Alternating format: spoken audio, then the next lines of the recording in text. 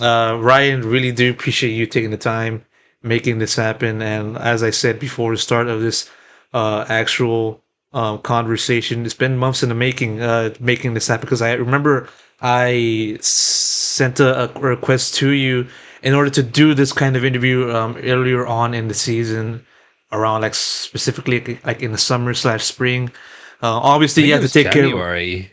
January. Yeah, I think it's like the first week. Yeah, because I remember being like pretty sick around then, and then it just sort of the whole season like spiraled on, right? So it was a interesting precursor, I suppose, to the year to sort of compare where everything was then to now, I suppose. But yeah, I'm really glad that we got to do it. Yeah, because obviously, like you had to take care of like your coverage of VCT China and have to do your other usual work in covering like VCT challengers for this entire year. You know, obviously, we kind Mm. of had to delay it many times, but now with the end of the season, now we're here. Now we're able to make it happen, and just kind of now with the start of this conversation, it's got to ask you the usual thing, as I basically always do in almost every interview that I've done this year. Just sort of want to ask you what you've been doing right now. You know, now that the season's wrapped up, and now that yourself and myself and everybody else is kind of now looking forward towards off season and 2025. Yeah, so China Ascension starts next week, I think next Wednesday. So it'll be interesting to see how that feels after EDG won champs to see if there's more like interest in what China Ascension might look like.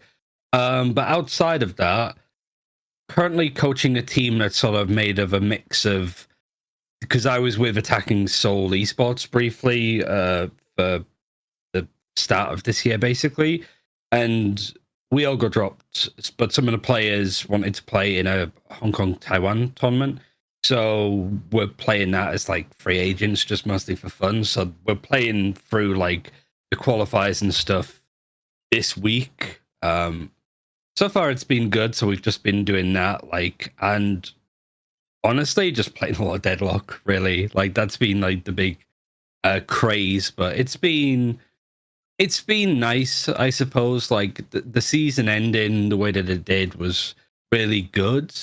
Couldn't have asked for more as like a China fan, but at the same time, I do appreciate that there's a bit of a break now for Valorant esports outside of like Ascension and Game Changers finals and stuff. Because I definitely felt like it was needed for how much at least I was watching.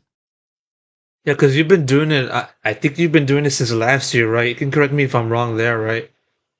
Yeah. Yeah, so it was probably because I was on a Game Changers team last year, so that finished up, and then there was just really no other esports happening at that time other than China doing their Evolution tournament, which was sort of like a third party event for them to be playing in, but it also related into Ascension last year and the point system. So it was a good way to look at the scene as a whole, not too much focus on your EDGs or your FPXs, more some of the other organizations that are known in China from the LPL or just players that have been on various rosters. It was just like the perfect time for me to just be watching those games because it was like pretty early on the morning for me time wise, meant that I could just kind of chill in the morning, play something like World of Warcraft, and have that on the other monitor. Um, Thinking Man's Valorant, they were streaming like the grand finals or like the upper bracket, like top four, but not much else. So I was like, well, like we know that China's getting its own league. It'll be Hmm. cool to like learn about the region as a whole. And I came from doing like Chinese Overwatch. That was the first like proper esports stuff that I worked on back when there was various like contenders regions around the world. I was working on the China English language broadcast for that. So it was a region that sort of held a dear place to my heart. So, and watching the comps that they were running, the way that they were playing, as somebody that was quite new to coaching as well, it was a good way for me to be like, this team needs to do this more, almost sort of like look and be like, okay, this is where this team is struggling because it was behind, I guess, in like the macro play a bit more. And yeah, it just started to snowball up, and it's crazy actually looking back a year ago where the teams and the players were now to the region being world champions. So it's crazy how good China's got in a year. God knows what they're going to be like this time next year, right? It's going to be crazy. Yeah, it definitely is crazy just looking at the progression. Because I even said so, like in one of my pick'ems videos, like for champions, where I kind of said verbatim, like heading into the group stage, like I had no faith in EDG. Sure, No, they brought in me neither. Simon. Sure, they brought in Simon for Haodong, and Haodong have made that difficult decision to actually step down and allow for the likes of Simon to step in. But still, given their recent history after Tokyo, I don't think they were going to be able to just play well. But obviously, they kind of shut us up on that regard. For you, for the better, but for me, for the worse. Mm. But yeah, like just sort of listening to you talk about how the progression of the Chinese scene. I mean, I still remember, as you said, the evolution series. It was a kind of a very weird schedule to look at for the Chinese teams because, like, for the big players such as like BOG and EDG, they literally played nonstop from like, to be honest, they haven't really played nonstop until It now, was I like would say. September that Evolution started. Yeah, it was Yeah. September, October, November, and then he had Ascension in December. And still, then EDG were playing the Africa tournament, weren't they? Like early Yeah. December, and I think at that point you could sort of see just how burnt out they were. Yeah, because like Um, if you include like last year and this year, I mean, given EDG just maintained their level international and domestic wise, they never really played it for an entire year. I would say, right? yeah, yeah. It's I just mean, not all the way through. I think because most of the tournaments before this year were effectively just giant qualifiers, like the old scene used to be of like open qualifiers into closed qualifiers into playoffs and then top three, top forward, make an international event. So yeah, I mean, that's been probably the most interesting thing about China this year that gets somewhat swept under the rug is having them play a schedule where they know their opponent a week in advance. I think a lot of the teams, especially we're used to, we don't really like, we know who we play up against tomorrow. Like, we win this series, we then watch the next series. Whoever wins that are our opponent. We don't really get chance to do prep. We just have to fix a lot of our stuff. And mhm, that's that kind of format of tournament was happening consistently in China, which might mhm. also explain why EDG are so good in playoff brackets, right? Because this is just like clocked it for me as well, of like, they have played so many double elimination bracket style tournaments to either qualify for international events, evolution for the most part for them. They never had to play through like groups because they were always like top four or invited. So it was only when teams had a week to prepare for EDG that maybe they were being counted a little bit more, or in like initial RMR games. So yeah, I think maybe that's something that lent nicely into what EDG was so successful at, which is just absolutely destroying in double elimination brackets. Even so, like as I said, like I did not think that they would be able to reach, like, I mean, sure, like they were drawn into Trace, and it was expected they would make upper semis, but anything outside of that, I mean, no way, right?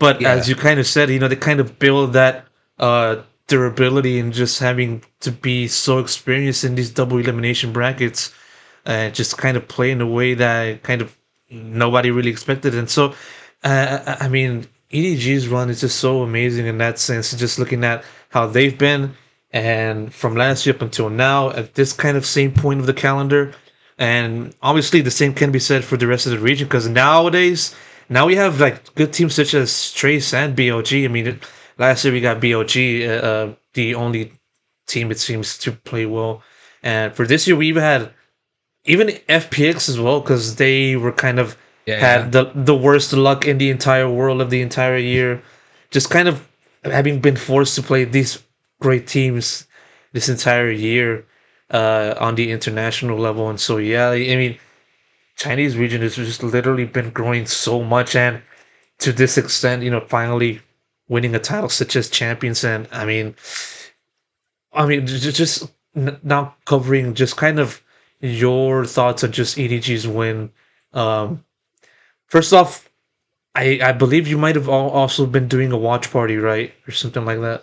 yeah, yeah. Pretty much like I didn't do all the champs, but if there was a Chinese team that was playing, I was just doing that mostly to not overdo it. Like I was sort of like a 30 viewer streamer Andy for stuff like champs when everybody else is going, which is pretty impressive, I think, because when you have everybody else literally streaming, having a small subsection of people that would still want to watch it from my POV was nice. But I kind of felt like if it was an EMEA or America's game, I wouldn't provide the same sort of like, insight as other people. So I'd rather just sort of shove everybody towards Sliggy, watch the games myself, or do something non-Valorant related and just catch up with the VOD like, afterwards. So I think that was the best way for me to like continue doing the China watch parties, but at the same time not do it to a point where I'm just burning out, because I did feel like throughout the stage 2 groups I was getting really not burnt out really or like apathetic. I was getting a little bit just like fed up, I suppose. Like some of the games were just going on too long. I was kind of subconsciously hoping that some series would be over very quickly because I didn't care. The stakes in the game weren't very high. So me sitting through watching Tyloo, who can't qualify, play up against FPX and almost beat them, I'm just like, this isn't interesting to me. So it's hard for me to get other people interested in it as well.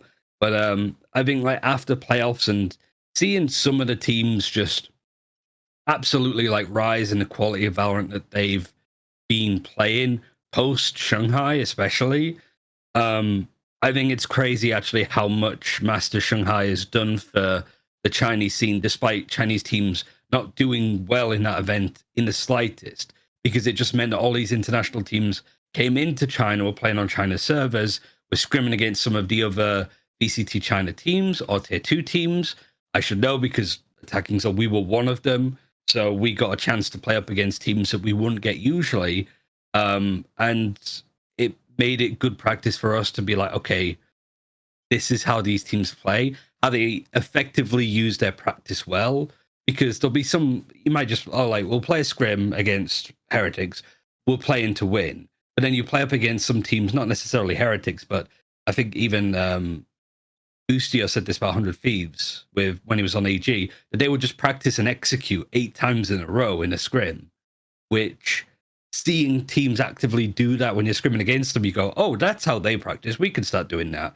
And just the quality of pretty much all of the teams within China, even the ones that were tragic before Master Shanghai, they came into stage 2 and looked so much better. Tyloo picked up SLK, who was on Fnatic as an assistant coach.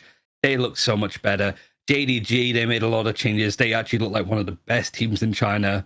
Unfortunately, just missing out because of like playing against BLG. It was really impressive to like Wolves as well. They started to look really good. All of these teams that were just bottom of the barrel started to actually perform. And EDG and FPX especially were really struggling despite already qualifying to champs off points and stuff like that. So it's easy to sort of look at it like, oh yeah, EDG made such a huge rise to win champions.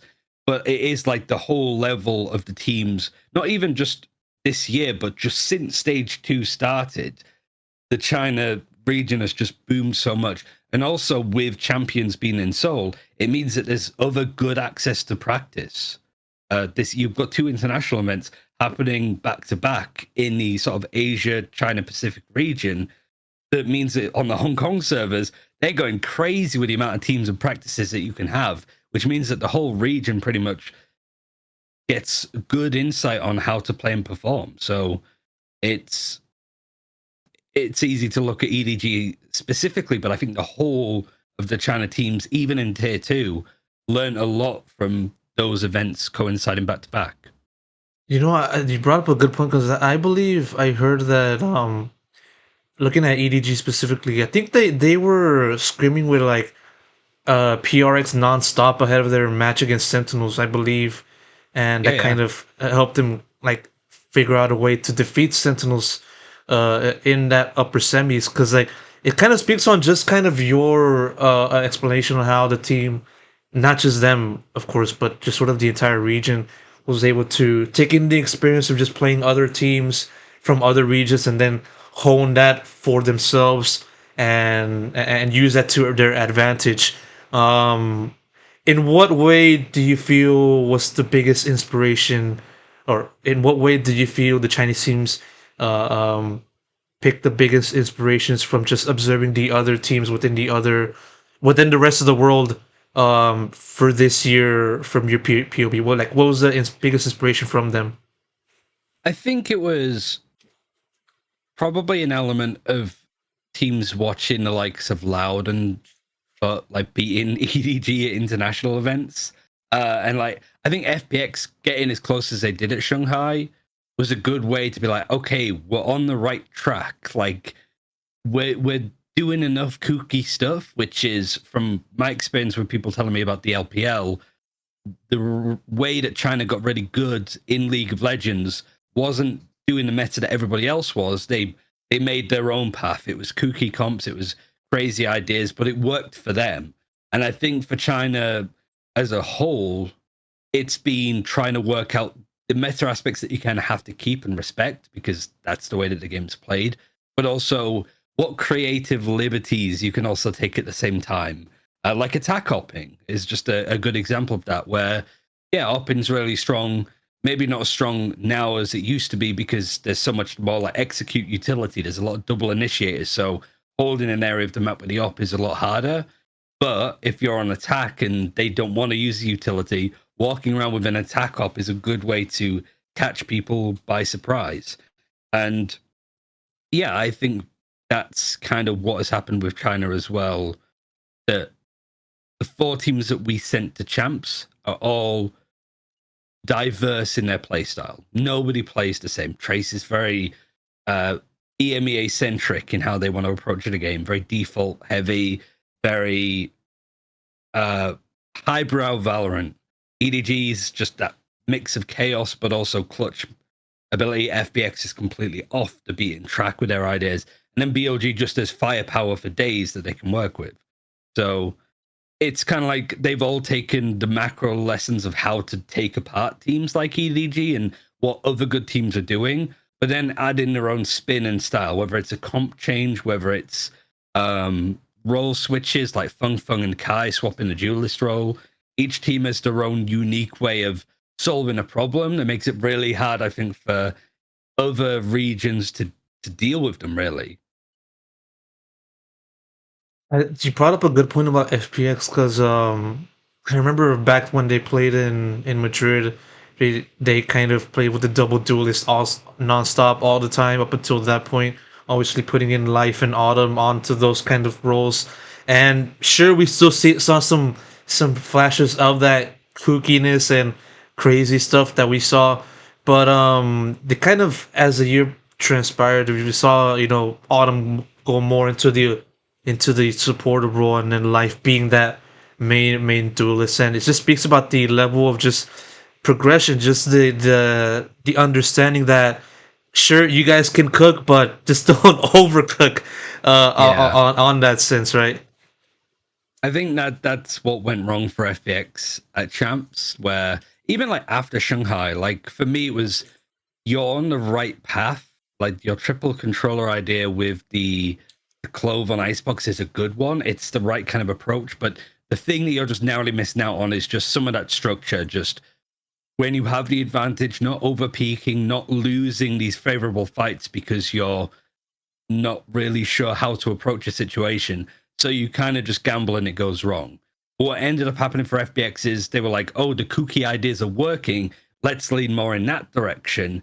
And it was like, yes, no, in how they approach the game. And I mean, nothing is more apparent than that last map against Sentinels, where they changed their comp and their idea to try and counter the Deadlock for Sentinels. I can't remember what they ran in the end, but it was like Life on Viper, I think it was, and such. I can't remember the comp. I'm gonna have to double check, but it was an utter train wreck for them on that map because they got the read wrong. But I think that so much of EDG is down to what they're supposed to do and not worrying about trying to counter the other team as much, especially when it's Sentinels of Yeah, one. But yeah, they ran they Bridge, don't. Chamber, Gecko, Viper, Omen. So they didn't run any duelist, and they put Life on Viper of all things, and it was a mess. Yeah, they didn't play the Deadlock. I think they mostly kind of moved out of that direction because of all of the talk of the people. Yeah, yeah. But still, yeah, just a wrong read on that, and that costed him dearly. But still, like in a way, like sure the team lost and was bombed out of the group in the group stage.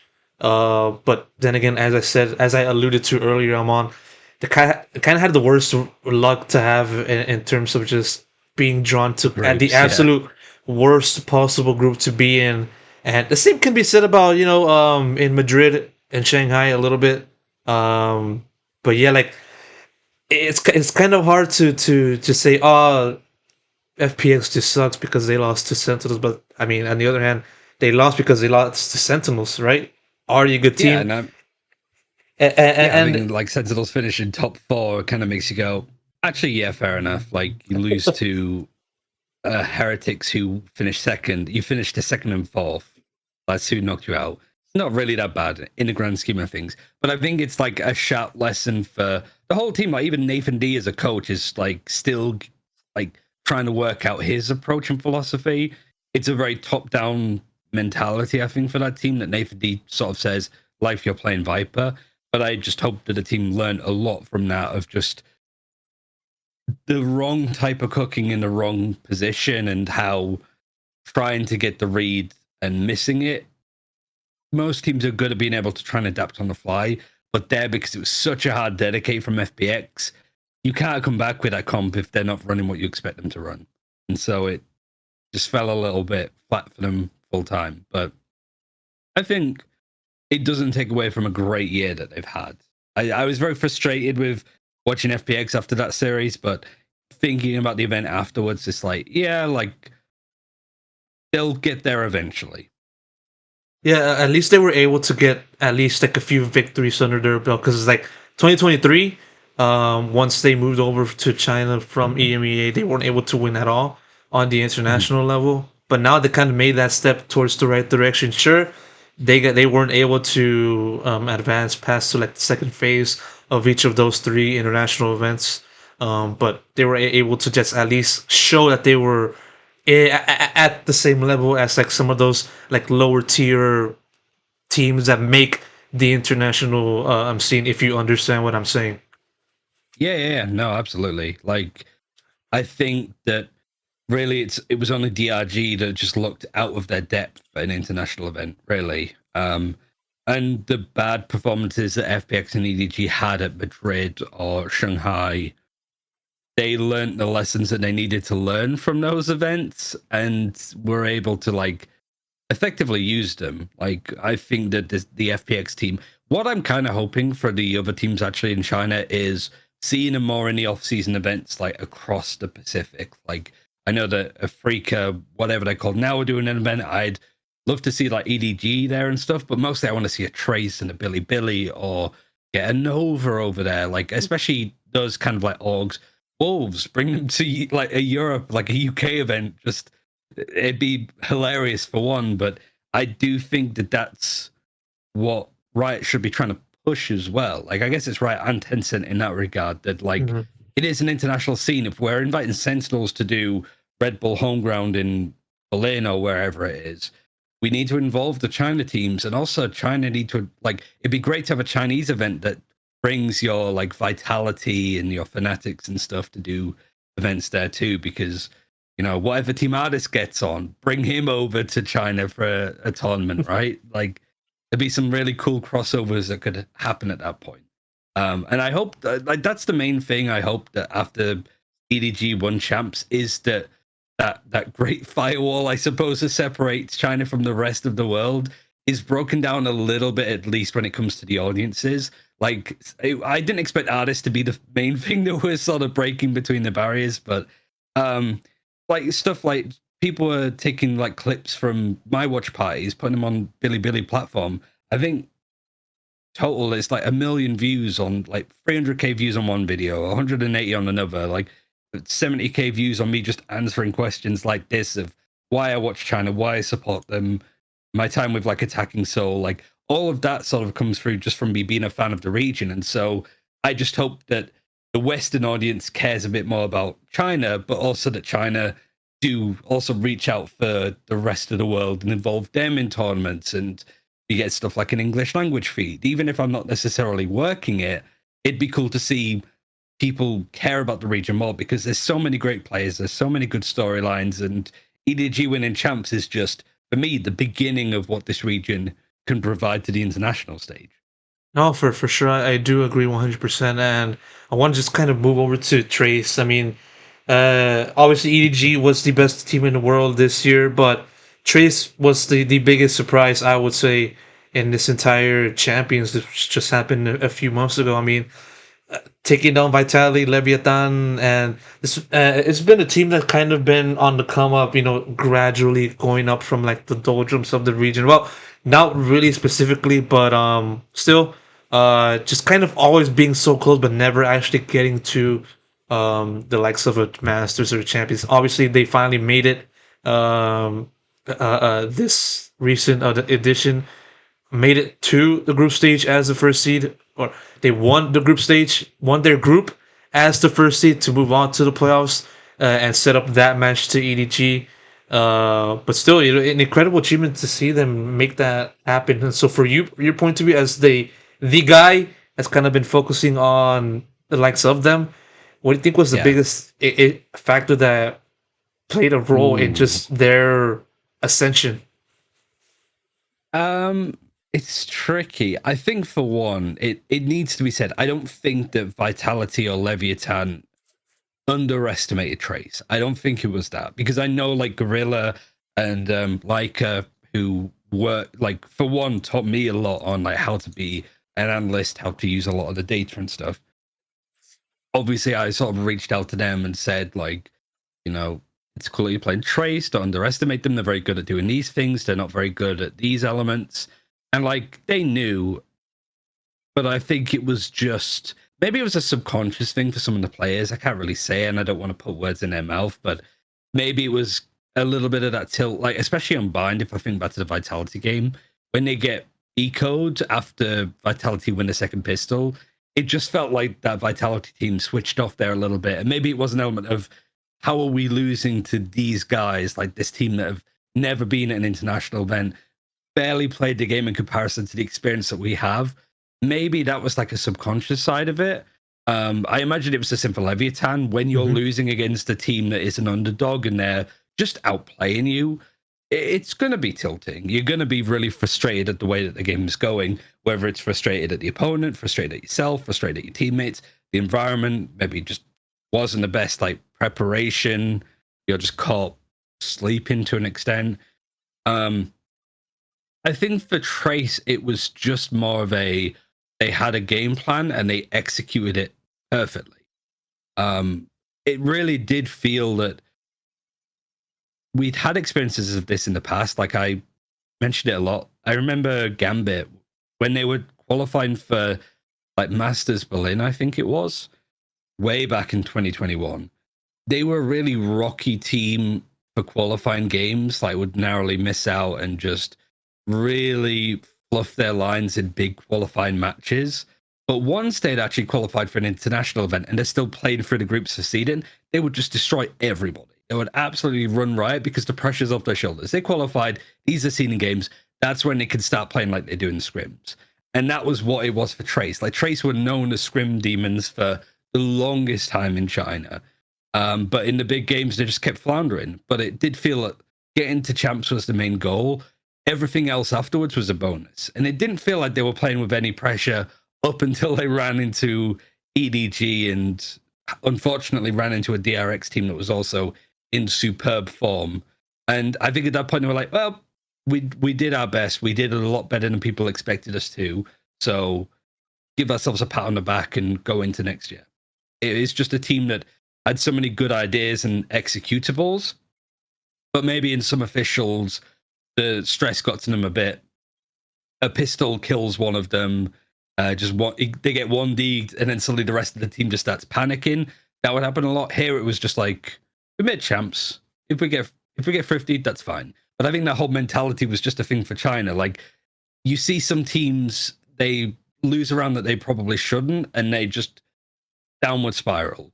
But China constantly lose rounds that they should be winning, and they constantly win rounds that they should lose. So they're just like, okay, we threw that round, onto the next one. Like a memory of a goldfish a lot of the time. Like they don't get mentally rattled. They're not flappable at all. So even like the last round of Bind in the grand final for EDG, where it was the Molly came through, Kung Kung got an ace, but they still lost.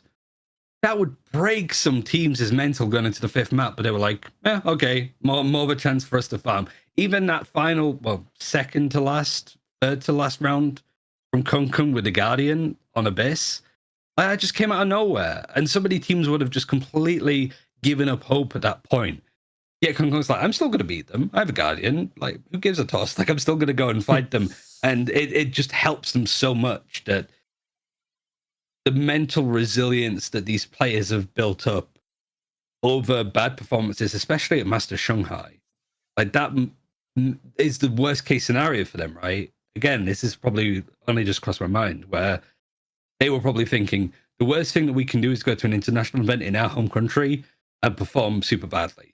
That's what EDG did, but they were like, well, I'm alive still. It's not the worst happened yet. I'm still fine. That's really it. So for them, going into champs is just the worst has passed. Now we like rise from the ashes on this one. It really did feel like the mental resilience and just having that kind of um that many instances of just having to lose many times in the past and going back into 2022 up until now, that kind of allowed the likes of EDG to say, okay, we've been here, we've been through this. At this point, I feel nothing. Let's just keep going. And looking over to the other side of the coin, Trace, I mean, in a way can serve them in the future, but obviously, like, focusing on it now, a pretty a massive shift to go from a very impressive team heading out of the group stage up until that point, and going a little bit back onto just sort of focusing on Trace and the group stage. I don't feel it has been done which a team was able to qualify for the group stage of a champions after playing only two maps. I don't think that's been done, or winning two maps in its entirety. I might be wrong, but they've been able to do that. You know, they won. Yeah, They I was gonna say Billy from 2023, but they didn't top their group. Obviously, they just beat NRG twice. yeah. I'm trying to remember if there's been any other examples of like a debutant team for an international event doing super well. There probably is examples. Maybe like EDG. EDG, I don't think made out of groups the first time that they played. Yeah, But like, yeah, I think you're right. Like it's certainly one of the best performances the team has had at champs, attending an international for the first time. yeah, like they only won in Bind and Ascent, and that's pretty impressive because like Bind, I remember they made the change to Deadlock from end of the playoffs in stage two in China, and then they used that, played that against Vitality and Leviathan, destroyed them, beat them down, and then obviously EDG. I mean, with EDG, they already know how Trace plays, or you can kind of elaborate on that onto what Yeah. made that happen. But after that match, that kind of then moved Trace to the end of their group playoff run, and then also on Ascent. I mean, just sort of they were ultimately they were undefeated 7-0 the entire year overall. Yeah. It just shows that their expertise, their good, excellent play on just those two maps specifically, and you're sort of asking you just sort of what kind of made it such that, well, Trace played so well in using that new composition for Bind, and also Yeah. like just made them be undefeated in Ascent. Yeah, I think they, as far as I remember, they lost to JDG, who were running that comp, and were like, if you can't beat them, join them. And I think it's a really good comp to actually be taking to. First of all, JDG had some amazing ideas. Like they were running Fade Gecko on Haven and had some really nice executes. And I know for a fact that some teams at Champs were sitting on that comp to potentially use, but never saw the light of day. So, like that JDG team towards the end of this year was fantastic. I would have preferred to have seen them attend Champs over Billy for sure, because first of all, Stu, seeing him, a young Korean duelist, playing Seoul for his first international event would have been sick. But also, like Adax and the team there for JDG put together a really strong roster that was starting to really connect and work together.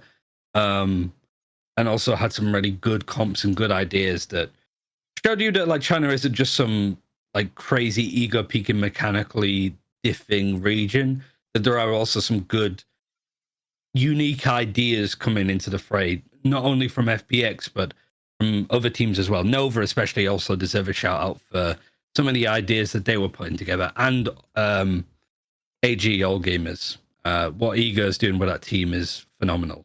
But for Trace, yeah, I think it was just a case of they were probably running into it a lot in scrims, and we're like, we'll use it ourselves, and just pulled it out.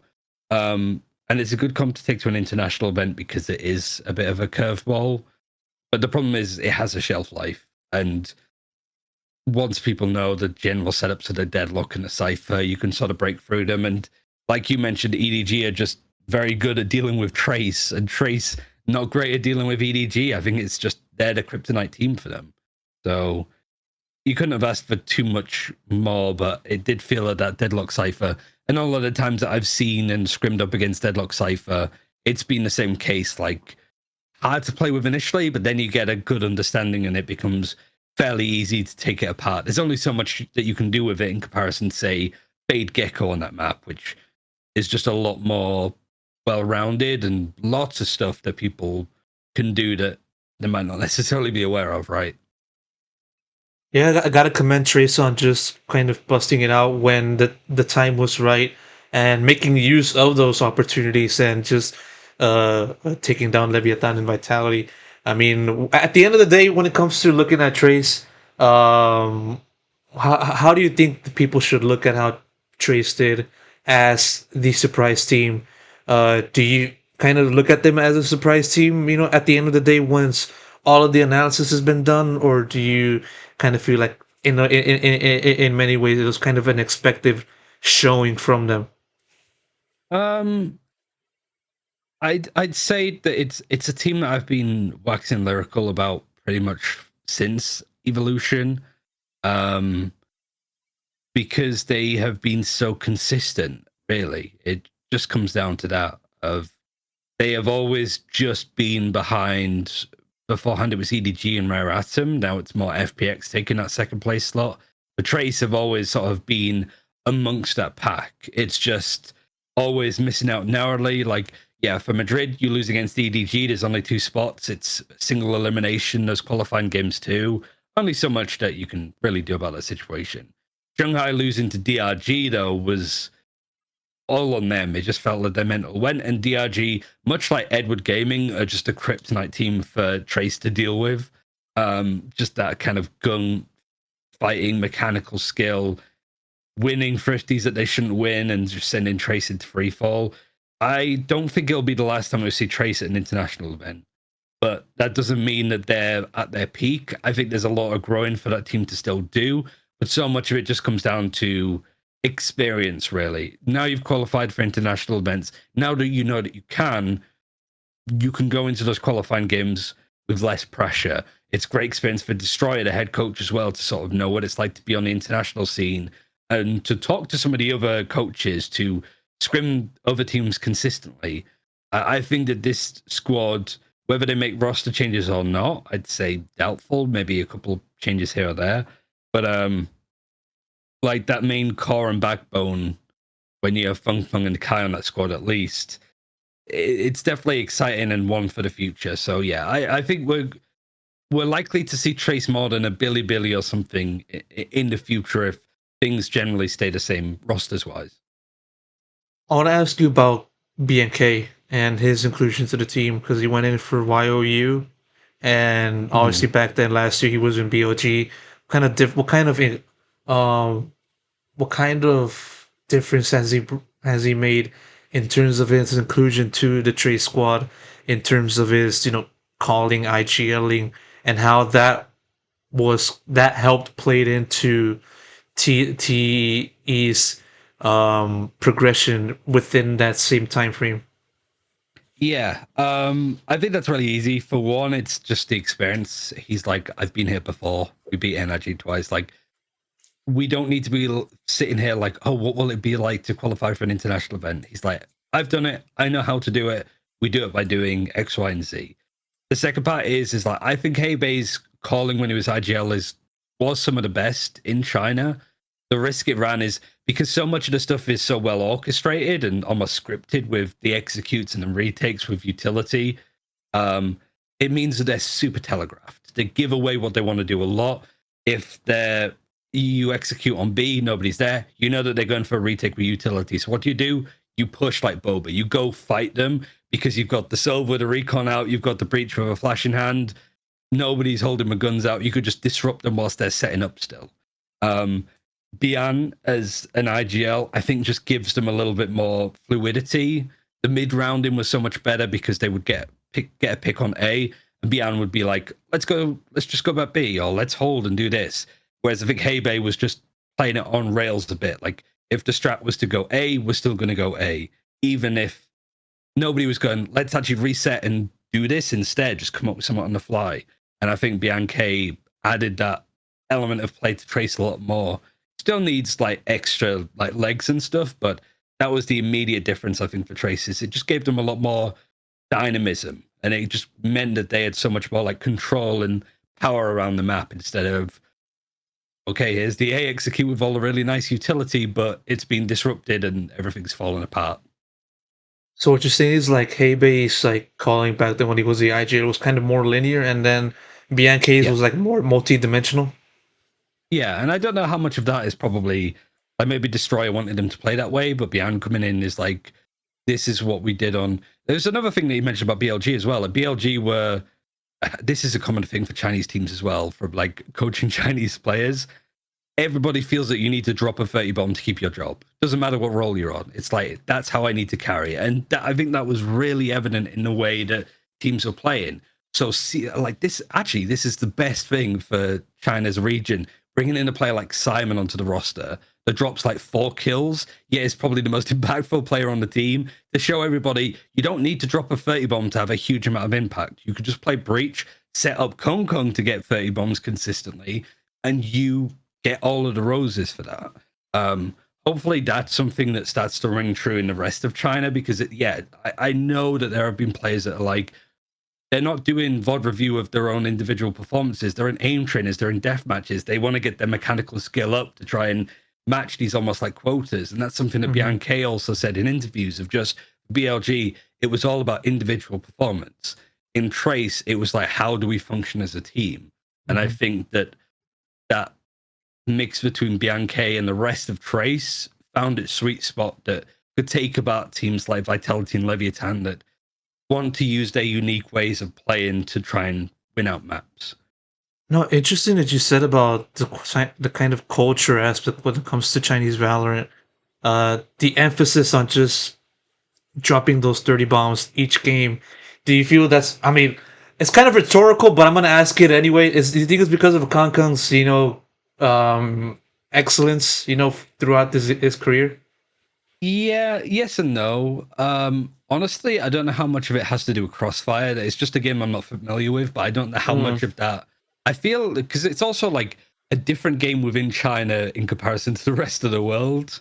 I think it is more of like a Call of Duty / like shooter deathmatchy kind of thing there. So I could be completely wrong, and I wonder how much of that is the case. But like also like China with Overwatch, right? It was a game that sort of like hit its stride for them.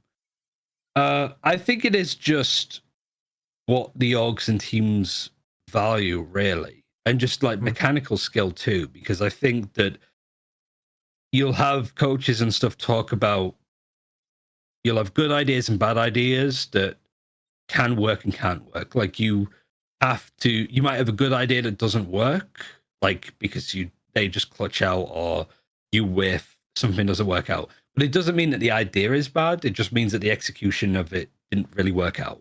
So that's something like, we'll keep doing that. But sometimes you might have bad ideas that do work. And so you might win a round because you do amazingly, but you're sat there thinking, our post plant here isn't a good one. We need to change that. even though we won this round, we can't be playing like this because it's X, Y, and Z. It felt like for Chinese teams, their answer to if we have a bad idea and we don't win a round, it's not because the idea was bad, it's because we didn't win a clutch, that we didn't hit a shot that we meant to. So there's so many rounds that I'm watching for like China VCT that I'm like, this execute is an atrocious idea, yet they still win the round. But also the opposite is true, where this is a really good like post-pump position, but they've overextended and it's all fallen apart and they lost a round that they really should have won. But instead of looking back and going, oh, it's because we made this error, they go, I missed that shot. I should have hit that. So I'm going to spend like loads of time in aim labs, loads of time in like death matches to make up for it. So the mechanics of trying to get better, but they're not realizing that it sort of comes down to more on the fundamental issues that they're making. But now that the fundamental issues are being fixed, now you have teams that have got solid foundations to work on with insane aim in situations that they shouldn't be going for fights. They're just able to win it. Yeah. Yeah, and a lot of that just comes from observing the big teams. It's kind of as we've been talking about so far in this entire interview so far. I want to now kind of pivot a little bit now towards BOG. This is sort of a simple question, just given BOG's form and performance in Champions. Was this just kind of a crash out on their part, on how they performed? Yeah, I mean, I think talking about BLG could be fairly short. I think it was just they did really well to qualify for the event, but I think that they didn't really have the legs to do much more than that, right? You face up against Fnatic in your first game. Maybe you could have done a bit better against Crew, but it's similar to what I said about like EDG. I always remember like EDG losing to Loud and stuff. They lose to ZmjjKK in the upper bracket, the Swiss stage, and then they lose to Loud, and Loud just pull them apart. But it was a good way for them to because it was pulled apart, to compartmentalize where it was going wrong for them. And eventually they got to a point where it's like, okay, they know not to make these mistakes. For example, they would get the first kill on the B site of B main on Icebox. Yet when you have a minute and 30 seconds on the clock still, the call for EDG could be, all right, let's just wait. Let's see what they do.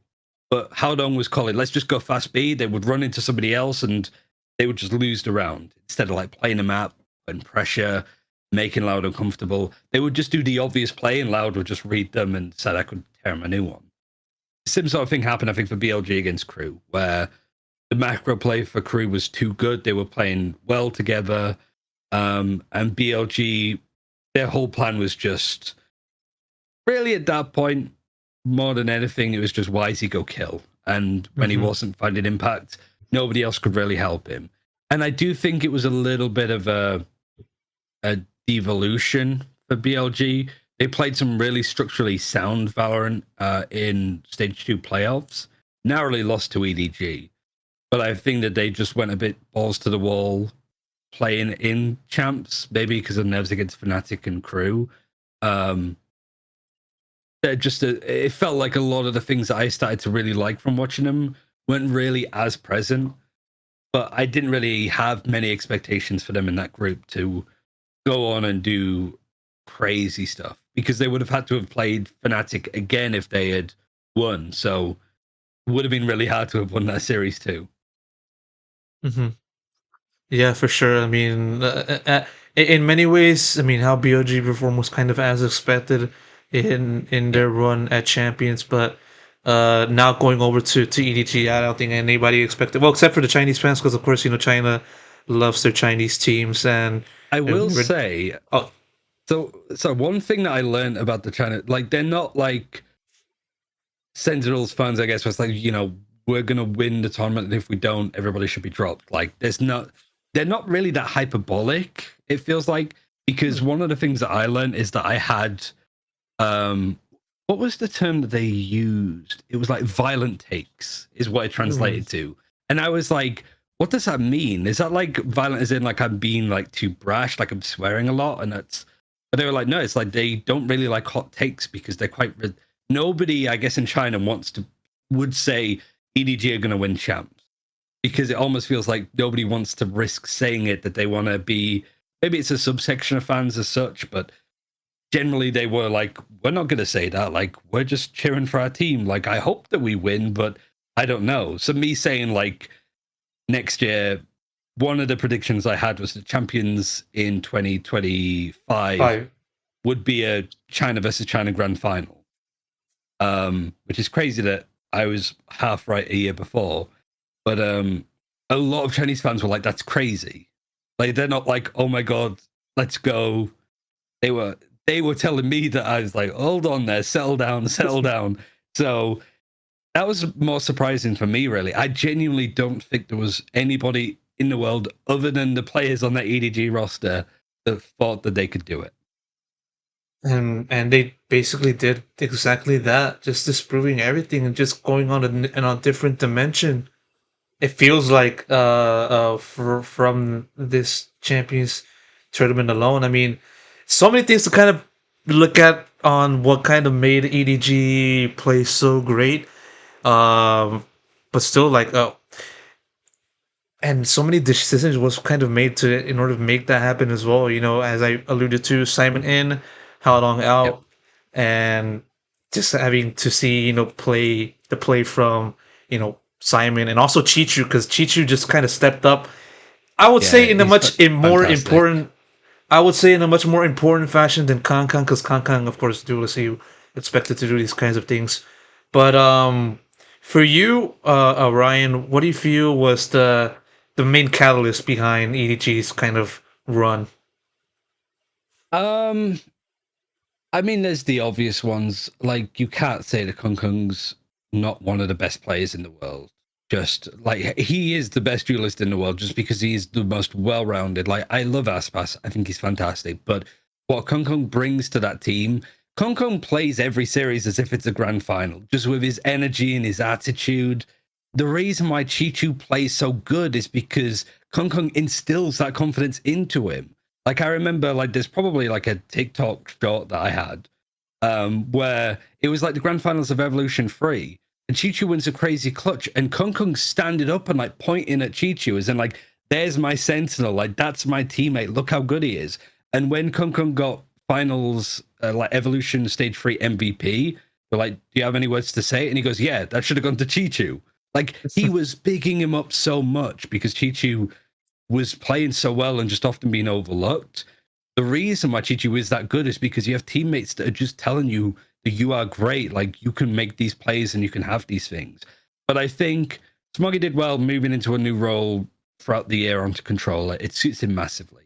Simon has come in to be one of the best additions to a roster ever, full stop, which is funny because the last game that he played before he joined EDG was on IMA, and it was against us. We beat them in one of the like tier 2 China tournaments. So, and he was playing duelist. He was playing duelist on that team, and he was on 2 teams beforehand. He was on IMA in China, and then like a Taiwan Hong Kong team, and he was playing duelist on both of those squads. Then he comes in to play Breach for EDG, and maybe that's why. Like, maybe he's like, okay, I know what it's like to be a duelist, so I know how to set a duelist up, and that's exactly what he did.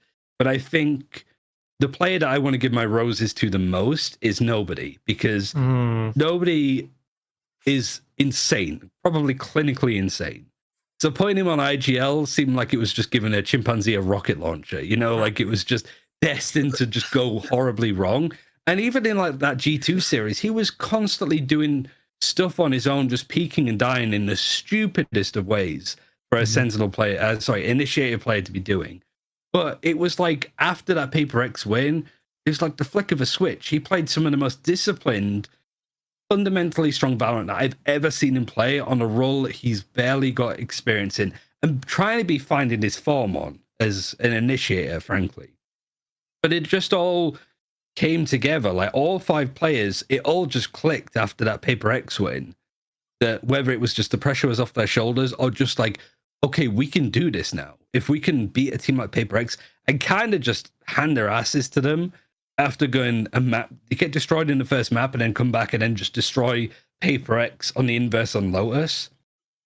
It just felt past that point that, all right, we've got Trace first. We could beat them. We always beat Trace. And at the very least, we've matched our best finish at an international event, making top 6, which for me was the goal this year, especially with how badly Madrid and Shanghai went for the Chinese teams. Matching a top 6 finish for China would have been fantastic for this year as a goal. Never mind winning the entire event and also winning champions to boot.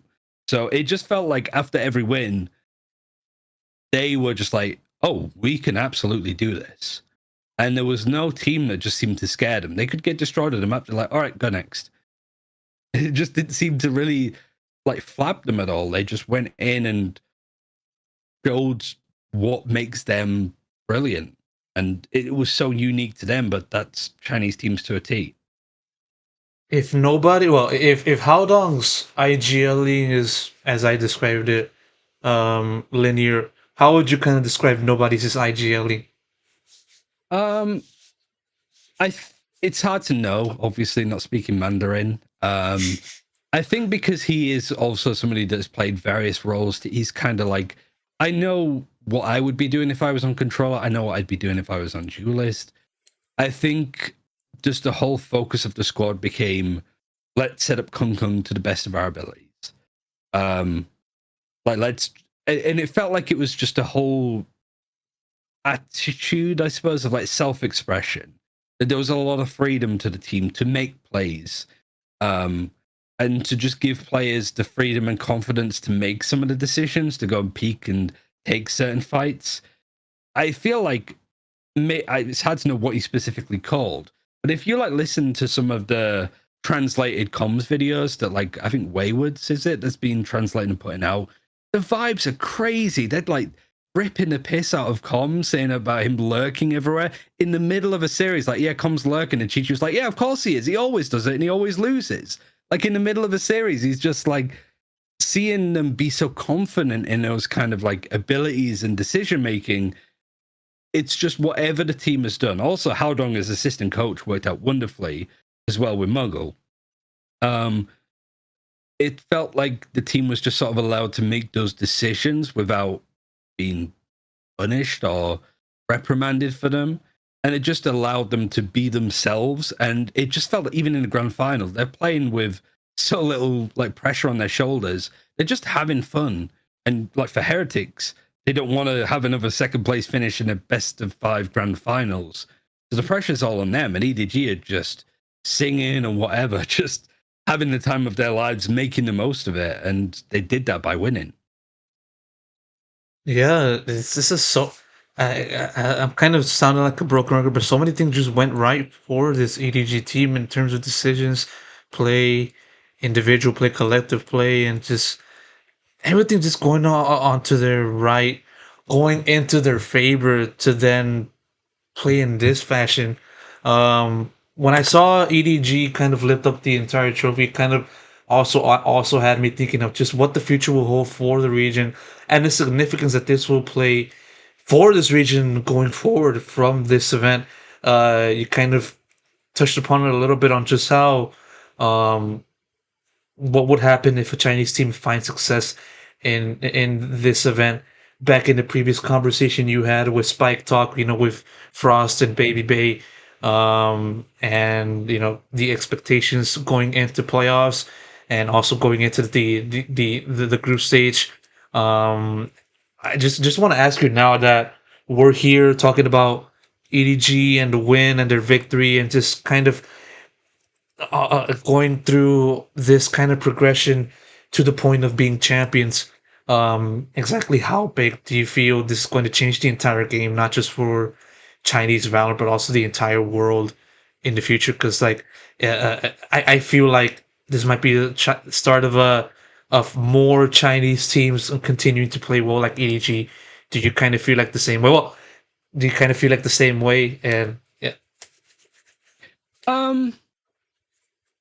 I think the most exciting thing about it is, like, I genuinely don't know. Like, the scope of China, just the amount of people that live there, for one, is unfathomable. It's like a quarter of the world's population are in China, and how many of them were like aware of this? How much of a boom was this for the game? You sort of look at China as a region in League of Legends post EDG winning Worlds in 2019, 2020.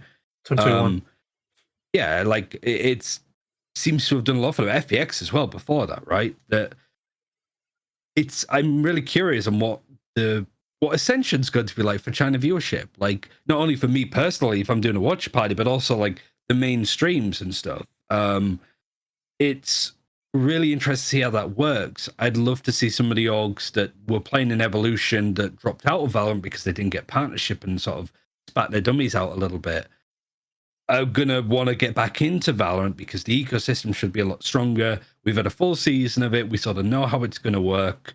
There's a lot of young players that will look at Kung Kung and aspire to be that in 3, 4, 5 years' time, they might be old enough to play and be terrific. That, you know, hopefully we see more orgs invested in the scene, picking up young talent to even just farm up players and sell them to some of the big rosters. Like, hopefully there's just a big influx of resources into the ecosystem. But to be honest, it's China. They were doing that anyway. You've got JDG spending $16 million on their League of Legends team last year alone. God knows what they bought the rare atom core players this year for 1 million. We know that for like a fact. So they have resources. Like there's a lot of orgs with a lot of money that, whether they're in the partnership scene or not, might want to get involved.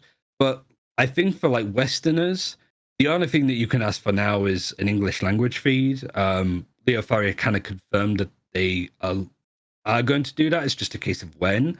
But he also mentioned that before EDG had won, I think it was like pre-top 4 at that point. So now that they won, is that going to expedite the process from Riot?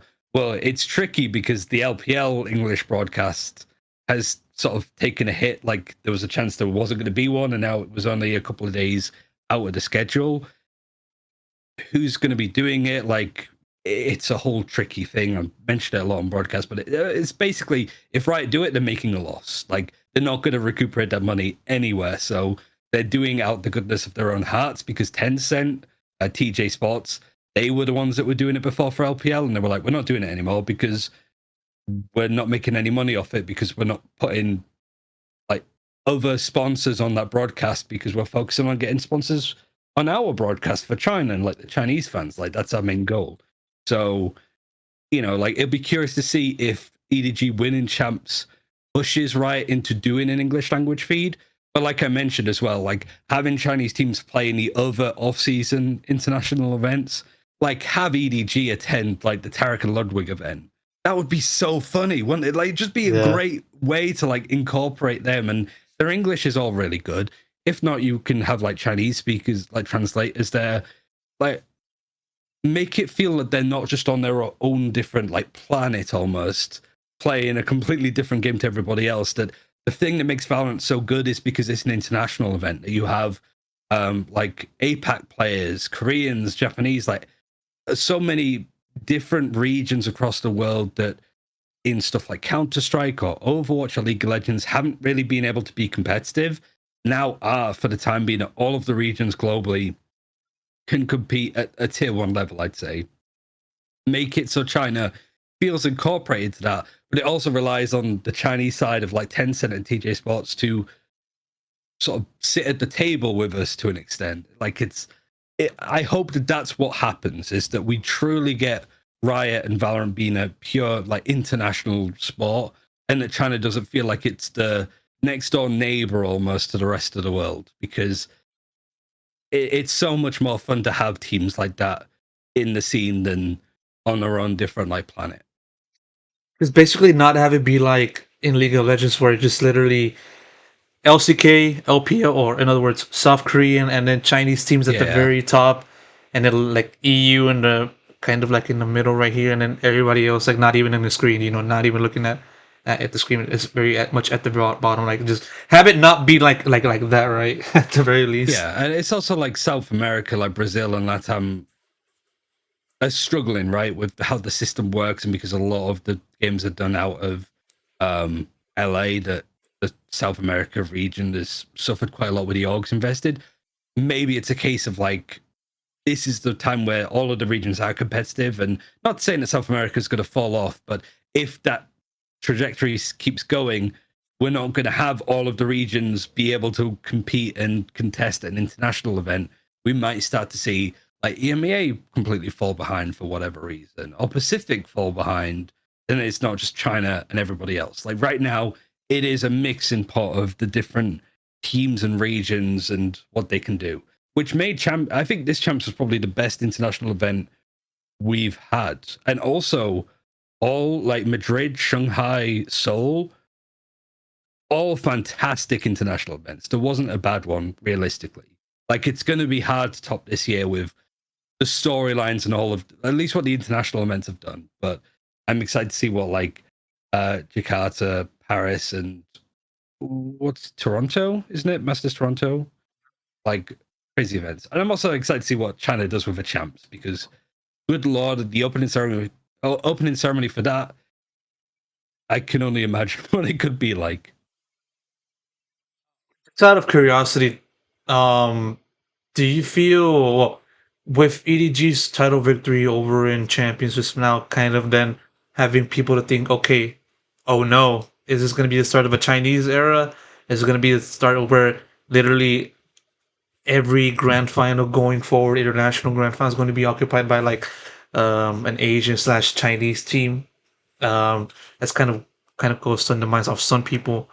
On your mind, do you feel we're close to that regard, or do you still feel like we're still a little bit far away from that?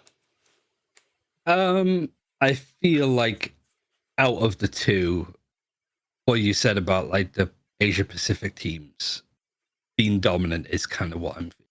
Yeah. Like EMEA is always a tricky one. I think it's less down to the player depth. It's just more to how orgs structure themselves. Like I think some of the roster mania, once we went into the partnership league, seeing stuff like Gambit break apart, the Old Ascend break apart, because some of the teams that have been put together since have just not been it. I think there's a lot of players that really like just EMA. I think is just struggling in a lot of capacities. But I think that's just sort of like the adjustment period. It's interesting to see teams like Navi completely restructured drop teams. I think a lot of it is probably to do with like the likes of Donk in CS, that people are looking for the new player that's going to be that, as opposed to holding on to talent for way too long. Even seeing like Durka be dropped. Like, I think I don't like the change, but I think it's a promising side for EMEA of just being like, we're not leaving any opportunity unturned. We're not going to be like, oh, we can hold on to Durka until he's 90. You know, they're like, if we feel that there's an upgrade that we can make, even if it's a risk, we're going to do that. But it's the fact that Pacific and China can scrim each other to their heart's content. Like EMEA can only scrim other tier 2 EMEA teams, and America's same sort of thing. But like we were scrimming Pacific team, like we were tier 2 China, we were scrimming like Zeta division and stuff like that. We were scrimming tier 1 Pacific teams and tier 1 Chinese teams, and then tier 1 international teams when they came over to Shanghai. So it like I can't explain how booming it was. Like the Pratt channels when Master Shanghai was going on, teams that like Pacific teams like Zeta, who didn't qualify for an international event, were still practicing in this period because everybody knew that, okay, all of the cool kids are in. We can like maybe take a couple of weeks break, but once Master Shanghai's on, we can be warm-up scrims to Sentinels. We can use this as a chance to build up maps like Sunset or a Breeze that we didn't have really. Like we were permanent banning this map, so let's go get good practice against top teams and use this as a good chance. Like it was electric with everybody practicing, even if they were supposed to be taking time off. It was super cool to see that. We're gonna have that again with Jakarta. Like Asia Pacific, yet again, is going to get like a really good region to practice out of. But for like EMEA, like I said, they've only got like the tier 2 regions, a lot of really good tier 2 regions, but it's a lot of teams that aren't necessarily at the tier 1 level. And America's, yeah, you've only got like tier 2 North American teams to work with, so there's less there. And most teams don't want to practice other teams in the same league as them, naturally, because you might run into them in playoffs and stuff. You don't want to show too much. So naturally, it makes it feel for me that like China especially can benefit a lot from this. Uh, but I don't know. Like America's constantly surprises me with how well that they play. So we'll have to see. It sort of really depends on the tier 2 talent coming up. I was muted. Now I'm here. Okay. I will counter that argument about tier two players and that aspect and just say, we have been seeing tier two players emerge out of like EMEA specifically. The obvious examples I'm going to look at is Minibu, Weirians, Yeah. Woot. Even The, Hero, right? Like a stand-in exactly. was exceptional. Exactly. Like those kinds of players can just kind of walk into a tier one team if they're in the right system, of course, because you can't just let a player just go in and just go buck wild. But they can walk in the right system, play in a way that allows the team to ascend to like the likes of Heretics, and maybe also Fnatic, technically, but still, you get my point and just Yeah. kind of contribute to a team to that level. Over in Americas, I mean, one of the people that I kind of look at is I would say Oxy John QD. Yep. Going in from M80 in last year, going into Sentinels, then leading the team to reaching top four after basically sucking for 2 years, stayed for 2021, and you know each region has their potential, just bringing in new players to the tier one level. But it does kind of feel like with how you kind of been describing the system that's already in place in China, which is how many orgs are already working within the game, and how they kind of go to such lengths to acquire and just form a good team that Yeah. it kind of does feel like it's now like kind of ahead in the talent infrastructure system that we're kind of talking about, right? Yeah. The funniest part is it could be so much better, but like with everything that happened with EG like last year to this year, like contract jails and that, every team is contract jail in China. Like they hold on to their players so much, and I know that there's probably like Western players that have looked at contracts for Chinese teams and been like, "This doesn't bode well for me." And I'd say for the most part, a lot of the orgs that I've spoken to and seen, like they've been good practices, but there's also been good examples of bad practices in the region. Luckily, none of those teams are really in the partnership league. It's probably the benefit of having a system like this where Riot and I guess Tencent in China's case get to choose the orgs to work with, is that you don't have to worry about orgs that aren't playing their coaches and their managers and stuff like we saw last year with Evolution.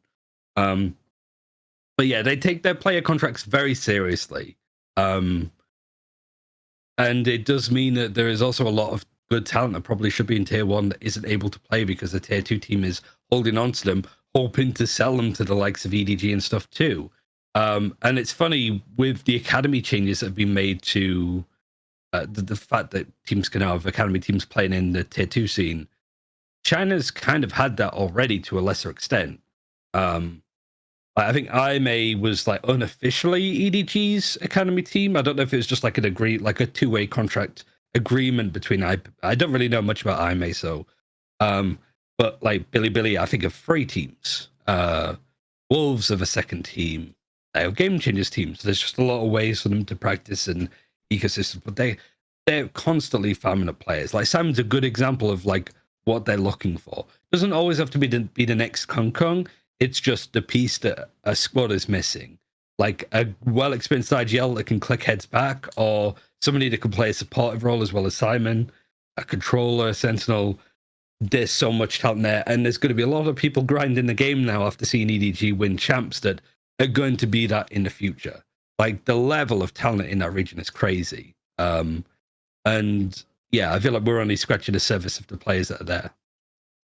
Yeah, and it's going to take some time before we actually see these kinds of players emerge in their own right in the future. Who knows? Maybe they'll just emerge next season and say in an interview, "Oh, I saw Kong Kong win the championship, and that was my main drive to be a pro." And so, um, we're gonna see that some probably later down the future. I want to now touch upon just sort of your experience in attacking Seoul, because you mentioned a little bit about that earlier on in the conversation. And you also talked about that in a tweet on Twitter about how you were kind of working to build a roster for, or English speaking roster to be exact, Mhm. to compete in Ascension. Obviously, that didn't work out.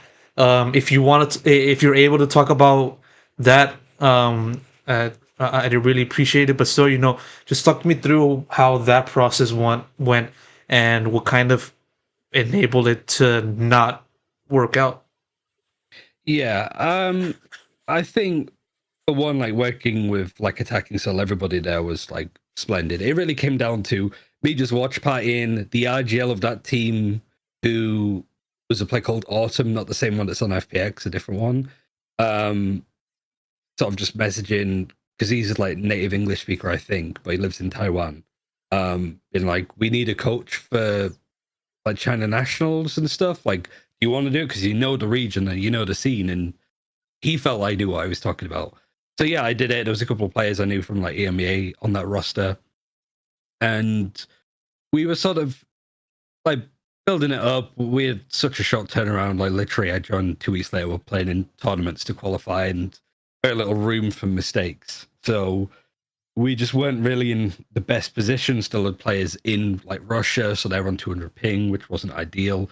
But it was more like, I think for attacking Soul, they're quite a new, young organization, and I think it's more of a not a pet project, but like a passion project for a young entrepreneur or an entrepreneur's son. I think I'm not quite sure on the details, but they were still like building their offices and stuff like that. And I think that with not knowing what next year was going to be like format wise, or like we're just going to leave it a year, like just not have a roster during the whole off season when we don't know when the next like qualifying for Ascension tournament is going to be, which was perfectly valid. But like I said, the whole organization was amazing to work with. I really enjoyed watching them when they qualified for Tokyo.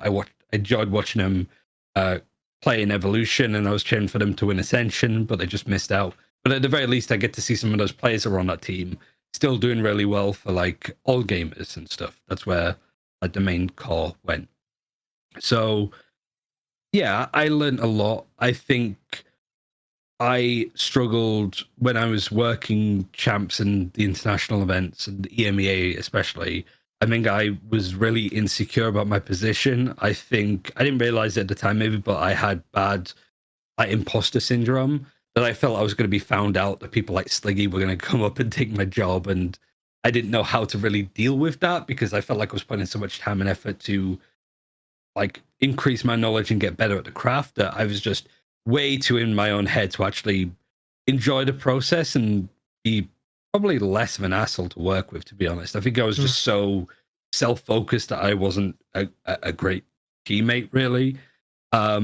But I think me coaching both attacking Soul and like odd one out and stuff last year for Game Changers was, it sort of made me realize that like, okay, yeah, my level of knowledge is enough.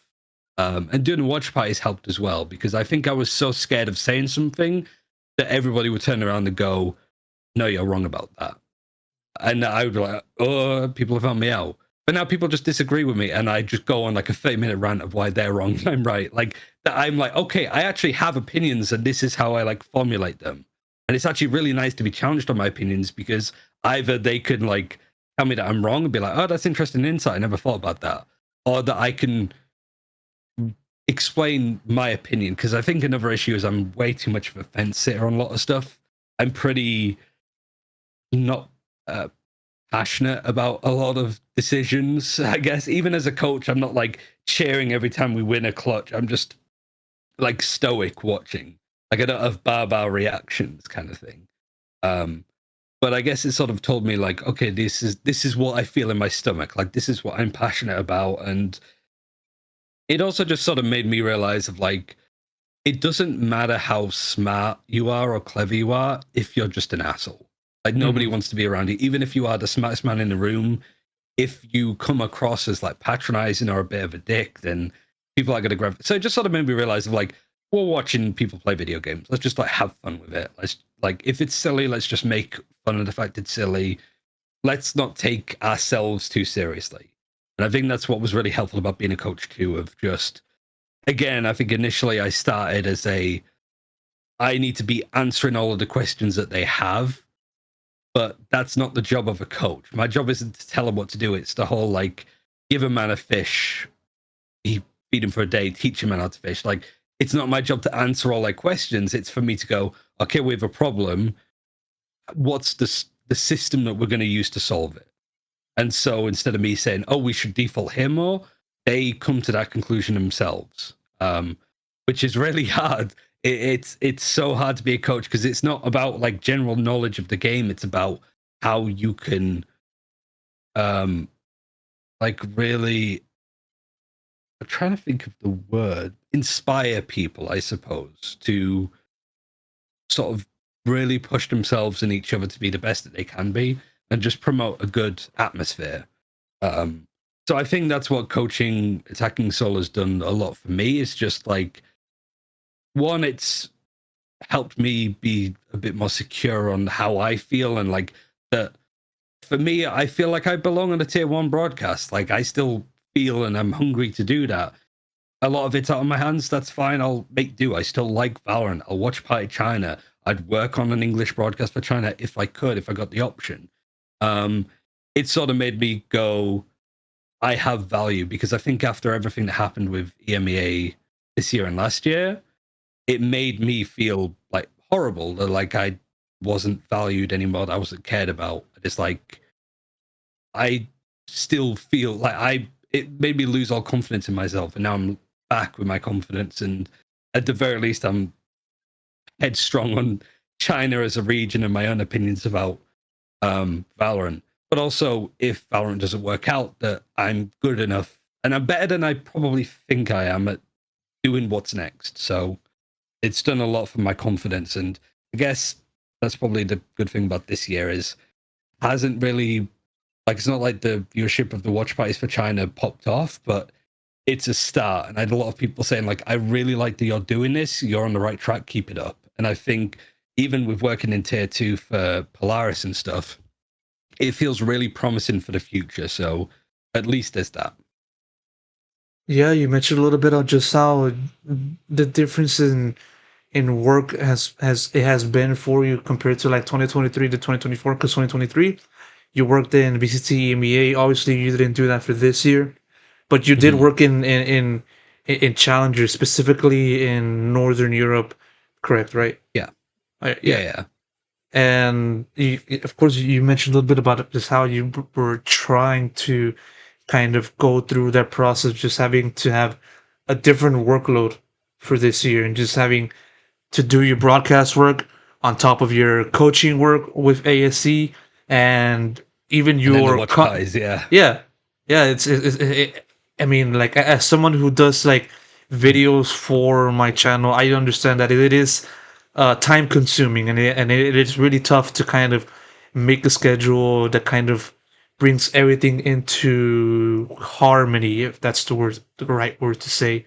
And so I ask you, going a little bit more deeper into that, how were you able to kind of find a sense of that harmony with all of the things that you've been doing this year, and having to do that in relation to what you did in years past?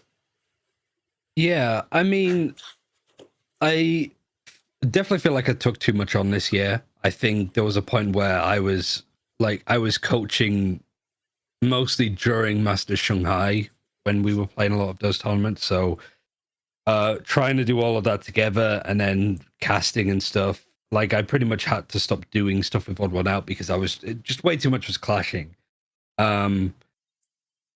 And yeah, I think just this year has been, I've really like pushed myself. I think me doing it's made me burn out of the game. Like, my friend group only started playing Valorant like a year and a half ago. Like my IRL friends. Mhm. And I would always play. Now I can't. Like, they would just queue without me, and I'm just like, I'll either play World of Warcraft or play. I can't play Valorant right now because it's too much for me. To do all of this at the same time. So I've definitely hit that threshold. I'm a bit worried that next week I'll start doing China Ascension, and I'll be kind of like I was saying before, of just I'm not enjoying this. I'd rather be playing Deadlock, please. I hope this ends soon so I can start inting on Viscous or whatever again. But Mhm. I think that it's like I said, it's done a lot for like my confidence to know that I can go and coach and like what's needed of me if I am to coach. But it is that element of I'm doing all of these things. The casting for tier 2 was good, but obviously I'd struggle to do that as a full-time job, so I kind of have to try and do everything else. But Mist as a tournament organizer for that have been amazing. They've been super supportive and super good to work with, and taking on Polaris after the last couple of years it's had has been an uphill task, but seeing Mist get the broadcast rights to do Ascension play-ins and stuff, I think they're not out the park, and hopefully more stuff in Valorant in the future. But yeah, I think the frustration really has been that doing all of these things and not being able to put 100% into any of them because it can't be a full-time job, or I need to like split myself up. So I hope that like next year it doesn't feel like that in the same way. I could see that me coaching is probably not like in on the horizon as such in Valorant at least. But like if there is an English language feed for China that I do get to work and I could do that and Polaris, I'd feel so much. I'd rip their hands off right now if I could with that kind of offer, you know. But I think the reason why I've been doing this is just to prepare, like if that doesn't show up, and I feel like I've set myself up as best as I can with everything. That if one thing works out, then that's like enough, really. But yeah, this year was a lot better than last year because last year I was like, I don't know what to do. I was just like, I didn't know where to go with anything, whether it was to improve my knowledge, to start doing YouTube again, to do watch parties. Now I'm like, I'm not going to be like, what should I do? I'm just going to do it, just see what sticks. And, you know, like I said, the viewership for the China watch parties wasn't insane, but I loved every second of it. Like, it was so cool to like form a community like that. And it's funny that EDG win the whole event towards the end, and then also I sort of go semi-viral on Billy of all things with those videos, like right at the end of the season, which is the most frustrating thing. Instead of like, but like I'm really excited for what China's going to provide, whether I'm working it or not. I'm still going to be watching it, and yeah, I've learned a lot from this year, but I think I've learned a lot about me individually on just like how I find my own like value and push on when I feel like I sort of got snubbed and forgotten about, that I have to pick myself up and just carry on. Mhm. Yeah, because on the bright side, despite not having as much attention, because of the VCT China watch parties, you were able to just bring attention to yourself because of the fact that good things happen, such as EDG winning, and yeah, it just it goes to show about it just gives the it just goes to show that when one thinks about VCT China and covering VCT China, you're almost always the number one guy to look at and say, okay, this guy does it, and yeah, Yeah, I hope just so. yeah, of course, and um, just out of curiosity, just sort of other things that you want to do in the future should it happen. I mean, you said that you've been playing a lot of Deadlock, and I saw like Yeah. from one of your pictures like that you've been playing it for almost 300 hours like at this point.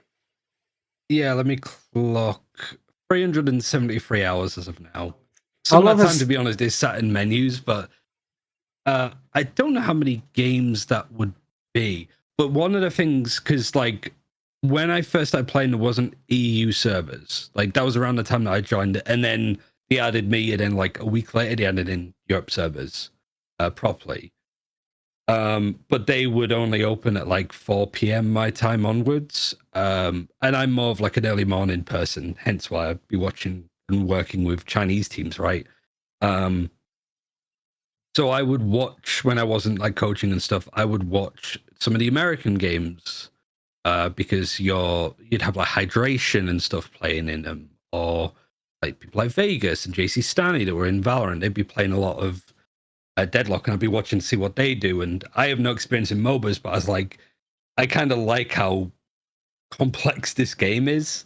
And I think part of me was just like I'm so burnt out on Valorant the game that I need to find something else to do and play. So sort of just deep diving into a new game and learning that helped me have a bit of a palette reset, I suppose, of doing Valorant things. So yeah, I mean, I'm enjoying the game a lot. I don't really know where it's going in the future. It seems to have caught on like a house on fire, but I don't want to be one of those people, like, no disrespect to Average Jonas who did this, but where he's like, I'm quitting Valorant to do Deadlock.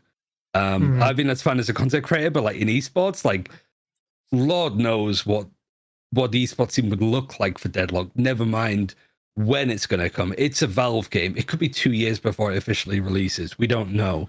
But I definitely say that I've been playing this game a lot more than I played Valorant and even Overwatch when they first came out. So it's definitely been something that I've enjoyed playing, but I'm not making content on it. I'm not going to try and do a Deadlock Central kind of style thing.